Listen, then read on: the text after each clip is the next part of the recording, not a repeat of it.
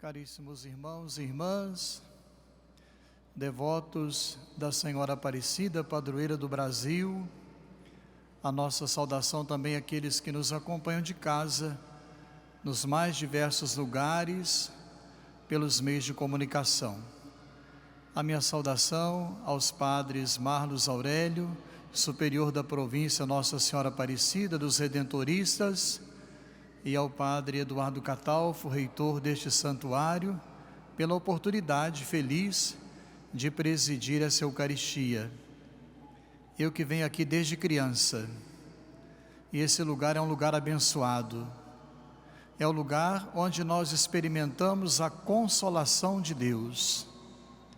Todos que acorrem ao altar do Brasil, que é o Santuário Nacional, voltam para casa não sem problemas, mas consolados pela graça de Deus que alcançamos pelas mãos intercessoras da padroeira do Brasil. Queridos irmãos e irmãs, estamos no tempo pascal. Ainda ressoa aquele anúncio festivo, jubiloso, que traz esperança a toda a igreja.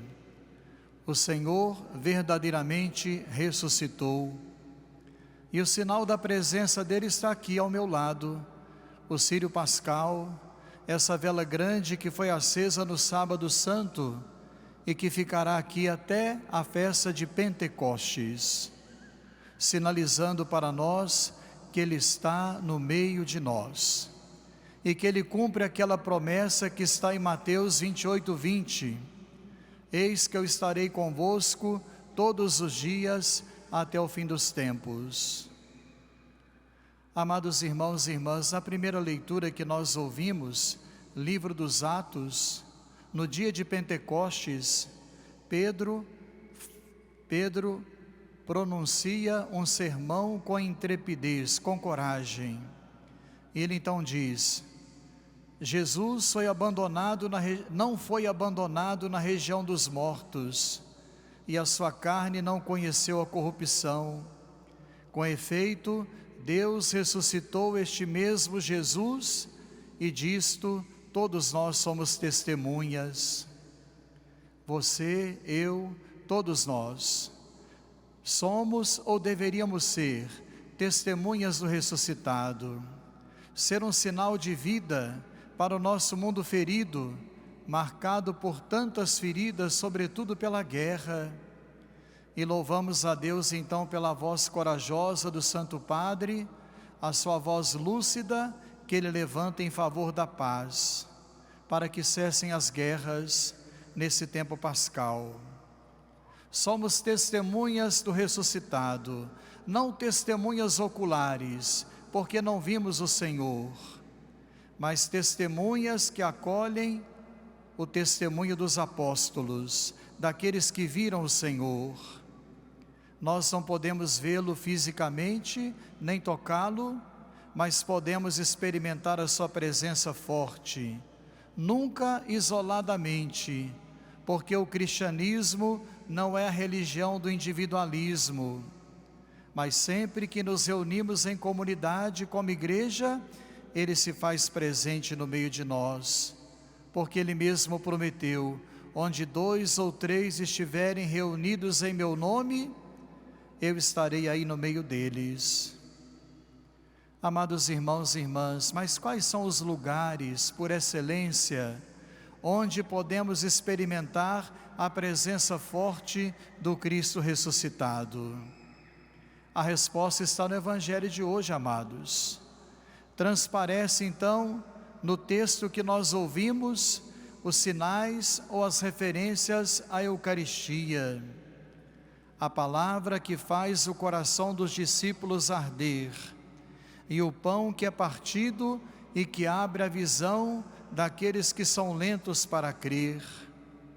Sendo assim, a cada missa experimentamos a presença sacramental do Senhor na Eucaristia, na palavra que é proclamada e no pão que é repartido. A Eucaristia é, por assim dizer, o lugar teológico privilegiado, onde nos é permitido a cada domingo, a nossa Páscoa semanal, experimentar a força do ressuscitado. Queremos então experimentar essa presença forte que anima nossas comunidades, que transformou o ânimo daqueles 2 discípulos que caminhavam em direção a Emaús. Andavam cabisbaixos, com um sentimento de fracasso no coração, de derrota. E eis que depois que o discípulo ou o peregrino de Emaús se põe a caminho com eles, o ânimo deles se transforma. O ressuscitado anima nossas comunidades, para que elas, mesmo em meio a tantos sinais de morte, a tantos sinais do antirreino, nossas comunidades possam testemunhar a vitória de Cristo e se empenhar incansavelmente para que a vida prevaleça. Em um mundo cada vez mais individualista, devemos acreditar na força da comunhão, da assembleia que se reúne para experimentar a presença dele. No mundo onde os meios digitais têm provocado o distanciamento entre as pessoas, dizem por aí que as mídias aproximam aqueles que estão distantes e afasta aqueles que estão próximos sob o mesmo teto. Em um mundo individualista, aprendamos a viver em comunidade, aprendamos o valor da Eucaristia, a nossa Páscoa semanal, onde são formados os discípulos missionários. Essa é a mensagem do tempo pascal, é a mensagem também das novas diretrizes. Estamos aqui reunidos no Santuário Nacional, nós os bispos do Brasil, dentre tantas tarefas, uma delas de grande importância, aprovar as novas diretrizes que apontarão para nós caminhos para a ação conjunta da pastoral da Igreja no Brasil. Rezemos então pelos nossos bispos, para que essa assembleia que se realiza a 62ª, onde aprovaremos as novas diretrizes, seja também um novo Pentecostes para a Igreja, para que ninguém faça do seu jeito, para que ninguém faça um caminho isolado, mas que as diretrizes favoreçam a comunhão na Igreja e a unidade em um mundo marcado pela fragmentação e pela polarização. Deus não nos criou para o isolamento, criou-nos para a comunhão. Ainda hoje o Senhor faz arder o nosso coração, porque tantas vezes nos falta ardor missionário. Perdemos a capacidade de encantar o mundo com o frescor e a força vigorosa do anúncio do Evangelho. Ainda hoje o peregrino de Emaús quer abrir nossos olhos, pois somos lentos para crer também, incapazes de enxergar a sua presença na Eucaristia, no pão partido e também no sacramento do irmão, sobretudo daqueles mais vulnerabilizados.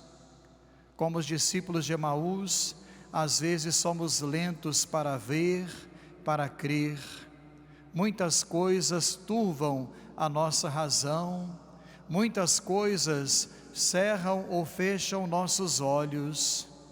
Por isso, tantas vezes, não percebemos a presença do ressuscitado em nosso meio. As aparições do ressuscitado vão nos ajudando nesse tempo pascal a perceber que a sua presença é viva, animadora, traz esperança para o coração da Igreja. Que essa Eucaristia nos cure, amados, nos cure da nossa incapacidade de enxergar os sinais do ressuscitado, repito, em nosso mundo ferido por tantos males. Os sinais de vida que estão espalhados em nosso meio, os serviços à vida plena, em um mundo ferido, como afirma o Papa Leão. A presença do ressuscitado possa transfigurar nossas comunidades, e que ele não seja um estrangeiro entre nós, que nós possamos hospedá-lo em nossa casa. Hoje nós queremos repetir aquele convite dos discípulos de Emaús. Fica conosco, Senhor, Fica conosco, pois já é tarde e a noite vem chegando. Quando a noite da incerteza, quando a noite da dúvida, quando a noite da tribulação e do sofrimento sobrevierem sobre nossas comunidades e sobre nossa vida pessoal, não tenhamos receio de pedir: fica conosco, Senhor. Fica conosco, pois já é tarde e a noite vem chegando. E que ao longo desse tempo pascal, nós sejamos capazes de ressuscitar com Ele, deixando para trás aquilo que não serve, aquilo que nos afasta do projeto de Cristo, que é de vida plena para todos, para sermos sinais de ressurreição para tantos irmãos que carecem da nossa presença e do nosso testemunho. Assim seja.